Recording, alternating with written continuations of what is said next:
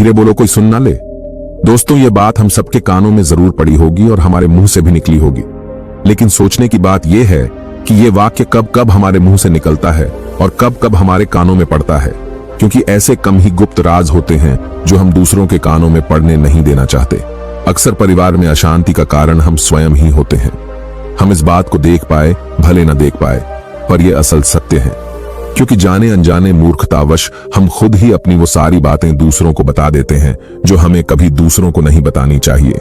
और वही बातें जो जाने अनजाने हमने किसी दूसरे के सामने बता दी थी, वही हमारे दुख का कारण बन जाता है, वही हमारे लड़ाई झगड़े का कारण बन जाता है। और फिर बाद में हमें पछतावा होता है कि मुझे यह बात किसी को नहीं बतानी चाहिए थी। मेरी ही गलती हुई कि मैंने जाने अनजाने ये बात सभी को बता दी और मेरी ही बात मेरे दुखों का कारण बन गई। इसीलिए आज की जो बौद्ध कहानी मैं आपको सुनाने वाला हूं, उसे सुनने के बाद आपको 7 ऐसी बातें पता चलेंगी जो आपको कभी किसी को गलती से भी नहीं बतानी। ये जो 7 बातें हैं जो आपको किसी को नहीं बतानी, क्यों नहीं बतानी, इसके पीछे का तर्क भी मैं आपको इसी बौद्ध कहानी के माध्यम से दूंगा। इससे पहले कि आप इस बौद्ध कहानी में खो जाए, इस चैनल को सब्सक्राइब अवश्य कर लें। तो चलिए कहानी शुरू करते हैं। एक समय की बात है, एक नगर में रामू नाम का एक युवक रहता था। वो युवक बहुत गरीब था। 2 वक्त की रोटी भी बड़ी मुश्किल से उसको नसीब होती थी। किसी काम की तलाश में दिन रात खोज करने पर भी उसे कोई काम नहीं मिल रहा था। फिर एक दिन उसने अपनी पत्नी के सामने आकर अपनी सारी समस्या बता दी। उसने अपनी पत्नी को कहा कि मैं जिस जगह भी काम मांगने के लिए जाता हूं, तो हर कोई मुझे यह कहकर काम नहीं देता कि हमारे यहां काम की जरूरत नहीं है। मैं काम की तलाश करते करते थक चुका हूं। मुझे समझ नहीं आता कि मैं तुम लोगों का पेट कैसे भरूंगा और अपने बच्चों को कैसे पालूंगा, और ये चिंता मुझे दिन रात खाए जा रही है। यह सुनकर उसकी पत्नी ने कुछ सोच विचार करके कहा कि तुम एक आदमी के पास एक बार ही काम मांगने के लिए जाते हो, और जब वो काम नहीं देता तो तुम 2 बार उसके पास काम मांगने जाते तक नहीं हो। अगर तुम्हें उनसे काम लेना है तो तुम्हें हमदर्दी जतानी होगी, तुम्हें उनसे हमदर्दी हासिल करनी होगी, अपनी गरीबी दिखानी होगी, ताकि वो लोग तुम्हारी मजबूरी समझकर तुम्हें काम पर रख लें। इसीलिए शर्म मत करो, उन्हें अपनी मजबूरी बताओ, अपनी गरीबी बताओ, और इसी उपाय से तुम काम पा सकते हो। ये बात रामू के मस्तिष्क में बैठ गई और अगले दिन काम मांगने के लिए वो उसी सेठ के पास जा पहुंचा जहां पर वो पिछले दिन काम मांगने के लिए गया था।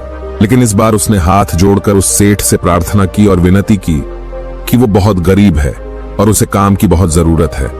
वो जो कुछ भी उसे देंगे उसमें संतुष्ट हो जाएगा, पर कृपा करके मुझे अपने यहाँ काम पर रख लें। उसकी ये हालत देखकर उस सेठ ने उसे अपने यहाँ काम करने के लिए रख लिया। वो रोज सेठ के यहाँ काम करने जाने लगा। अंदर ही अंदर वो खुश तो था कि उसे काम तो मिला, लेकिन उसे वेतन दूसरे लोगों से कम मिलता था। वही काम जो दूसरे लोग कर रहे थे, उन्हें ज्यादा पैसा मिल रहा था और इसे कम पैसा मिल रहा था। इस बारे में उसने अपने सेठ से कहा तो सेठ ने कहा कि देखो भाई, तुम्हें काम की जरूरत थी, मैंने तुम्हें काम दिया, मेरा धन्यवाद करने की बजाय तुम मुझसे शिकायत कर रहे हो। यह सुनकर रामू वहीं पर चुप हो गया। बात कहीं ना कहीं सत्य थी। सेठ ने तो उसे उसकी मजबूरी के हिसाब से ही काम दिया था और इसीलिए वो उसे अपने अनुसार ही वेतन देता था। लेकिन धीरे धीरे उसने ये बात अपने सगे संबंधियों और अपने दोस्तों को भी बताना शुरू कर दी कि उसका सेठ कैसा आदमी है और उसे कितना वेतन देता है। समय निकलता रहा और रामू पूरी लगन के साथ अपना काम करता रहा, लेकिन अब परिस्थितियां बदलने लगी थी। सेठ अब रामू से दूसरे लोगों से ज्यादा काम लेता था और उसे कम वेतन देता था। यह बात रामू के मन को बहुत खलती थी कि वो दूसरों से ज्यादा मेहनत कर रहा है और उनसे कम वेतन पा रहा है। इससे उसके आत्मसम्मान को बहुत गहरी चोट पहुंची। अब धीरे धीरे उसका मन अपने काम से हटने लगा। उसका मन काम में लगता ही नहीं था। जाहिर सी बात है कि ऐसी जगह किसका मन लगेगा जहां आदमी को अपने आत्मसम्मान के साथ समझौता करना पड़े। इसीलिए जल्द ही उसने अपना काम छोड़ दिया और वो घर पर आकर खाली बैठ गया। अब उसके पास घर का खर्चा चलाने के लिए भी पैसे नहीं बचे थे। इसीलिए उसने अपने सगे संबंधियों और अपने दोस्तों से सहायता मांगना शुरू किया। लेकिन उसके दोस्त उसके सामने तो उसे दया का पात्र समझते थे, उसे झूठा दिलासा देते थे, लेकिन पीछे से उसका मजाक उड़ाते थे। वो कहते हैं कि रामू कितना बेवकूफ है, सेठ ने रामू से इतना काम लिया और बेचारे को पैसे भी नहीं दिए। अरे हम इसको पैसे दे दे तो ये कल हमारा भी पैसा वापस कर पाएगा। इसके ऐसे हालात है, काम तो इसके पास कुछ है नहीं, पैसा कहां से लाके देगा। और इसी वजह से रामू की हालात दिन ब दिन खराब होते जा रहे थे। अब वो दिन रात तनाव में रहने लगा था। वही उसके दोस्त, वही सगे संबंधी जो उसके अपने होने का दिखावा कर देते, वो उसे दया का पात्र समझ रहे थे। उन्हें उसके ऊपर तरस आ रहा था। सब लोग आकर उसे ज्ञान तो बहुत देते थे, लेकिन कोई सहायता नहीं करता था। और अक्सर ऐसा ही होता है, ज्ञान देने वाले तो बहुत मिल जाते हैं, लेकिन मदद करने वाले, हाथ पकड़कर, उंगली पकड़कर आगे चलाने वाले कितने लोग मिलते हैं। एक दिन रामू को पता चला कि पड़ोस के गांव में एक बौद्ध भिक्षु आया हुआ है जो बहुत ही ज्ञानी है। रामू इतनी परेशानी में था कि उसे कोई रास्ता नजर ही नहीं आ रहा था। इसीलिए जाने या अनजाने वो उस बौद्ध भिक्षु के पास पहुंच जाता है। वहां पहुंचकर वो सीधे बौद्ध भिक्षु के पैरों में गिरकर रोने लग जाता है। वो रोते रोते उन्हें अपनी सारी परेशानी बताता है।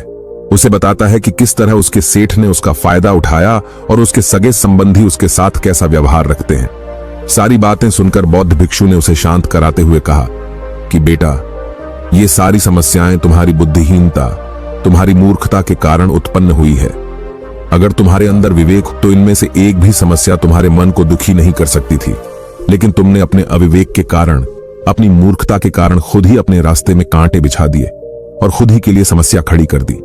आज मैं तुम्हें ऐसी 7 बातें बता रहा हूं जो भूलकर भी किसी को मत बताना, और इन बातों का अनुसरण करते हुए तुम बाहर से मिलने वाले दुखों को दूर कर सकते हो जो बेवजह दुनिया की वजह से तुम्हारे अंदर पनपते हैं। पहली बात जो किसी को नहीं बतानी चाहिए वो है अपनी मजबूरी। अपनी मजबूरी का दिखावा करके दूसरों का दया पात्र बन के उनकी सहायता लेने की गलती कभी मत करना। हो सकता है कि आज वो तुम्हारी मजबूरी देखकर तुम्हारी सहायता कर दें, लेकिन कल वो तुम्हारा फायदा उठाने से भी नहीं चुकेगा, और अगर फायदा भी नहीं उठाया तो दूसरों के सामने तुम्हारा मजाक बनाने में वो आदमी कभी नहीं चुकेगा। इसीलिए कभी भी अपनी मजबूरी का दिखावा मत करो और अपने दुख सुख किसी को मत बताओ। अगर घर में 2 सूखी रोटी है तो वही खाकर सो जाओ, लेकिन दूसरों को इसके बारे में मत बताओ।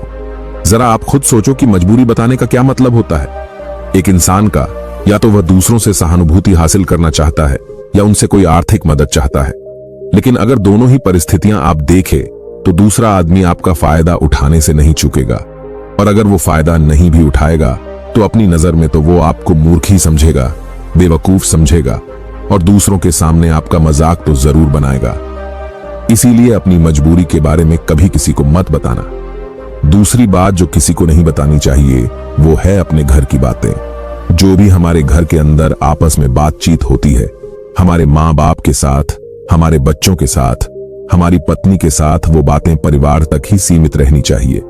अगर आप इन बातों का दूसरों के सामने ढिंढोरा पीटते हो तो दूसरों को आपके घर में घुसने का एक मौका मिल जाता है, और वह इसका फायदा उठाने से कभी नहीं चूकेंगे। वो आपके परिवार के सदस्यों को आपसे दूर ले जाने की कोशिश करेंगे।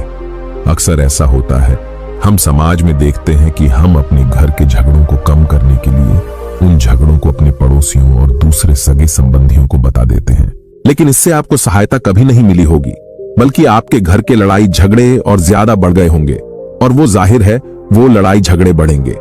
अगर आप अपने माँ बाप की बात दूसरों को बताएंगे तो आपके माँ बाप को बुरा लगेगा ही कि हमारा बेटा हमसे बताए बगैर दूसरों को ये बातें बता रहा है।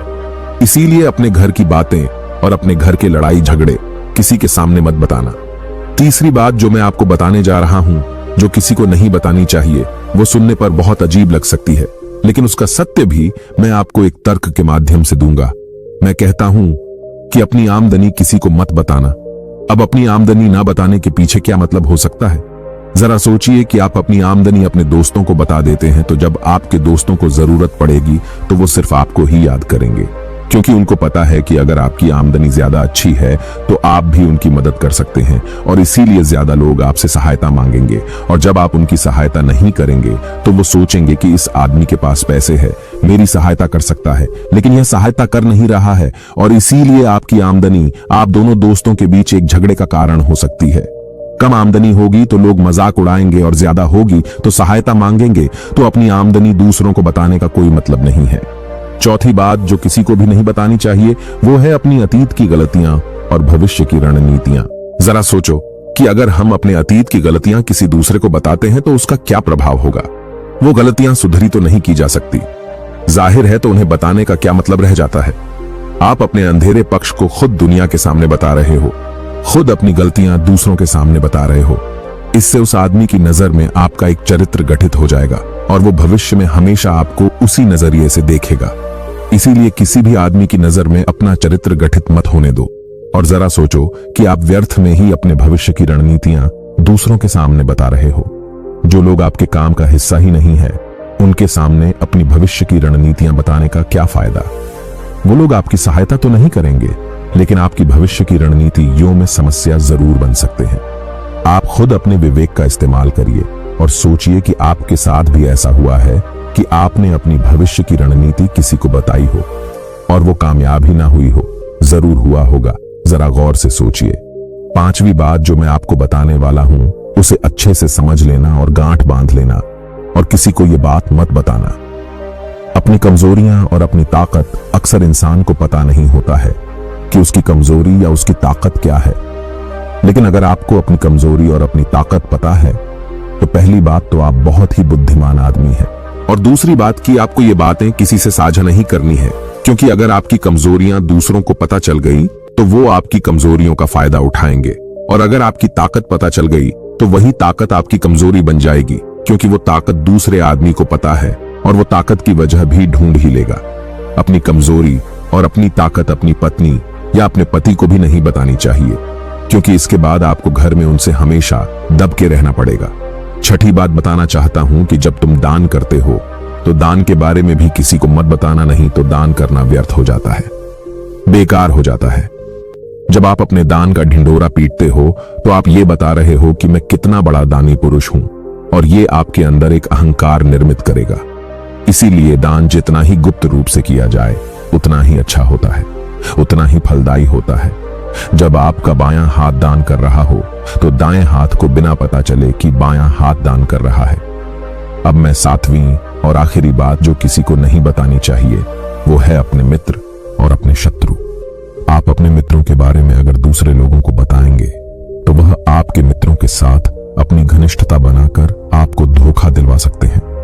आपके पक्के मित्रों को आपसे दूर करने की कोशिश कर सकते हैं। अक्सर आम आदमी ऐसा नहीं करता, लेकिन आपके दुश्मन ऐसा करने की कोशिश कर सकते हैं। और दूसरी तरफ आपके शत्रु का भी किसी को नहीं पता लगना चाहिए, क्योंकि आज जो आपका मित्र है, अगर कल वो आपका दुश्मन हो गया तो वो आपके दुश्मन के साथ ही मिलकर आपको परास्त कर सकता है, आपको धोखा दे सकता है। इसीलिए अपने सबसे अच्छे दोस्तों को भी अपने दुश्मन के बारे में कभी मत बताना। ये 7 बातें जो बौद्ध भिक्षु ने रामू को बताई, इन बातों में संसार के सभी सिद्धांत छिपे हुए हैं। इन बातों का अनुसरण करते हुए आप अपने घर में सुख शांति बना सकते हैं और घर के झगड़े हमेशा के लिए दूर कर सकते हैं। आप इन बातों के बारे में अपने विवेक से भी सोचेंगे तो आपको यह बातें सच मालूम पड़ेगी। दोस्तों, हमारा इस कहानी को सुनाने का मकसद यही है कि आपका विवेक जागृत हो। आप खुद उन बातों के बारे में सोचें जो हम आपको बता रहे हैं। तो दोस्तों, कैसी लगी आपको ये कहानी? कमेंट करके जरूर बताएं और इस कहानी को अपने दोस्तों के साथ भी जरूर शेयर करें। मिलते हैं अगली कहानी में, तब तक के लिए नमो बुद्धाय।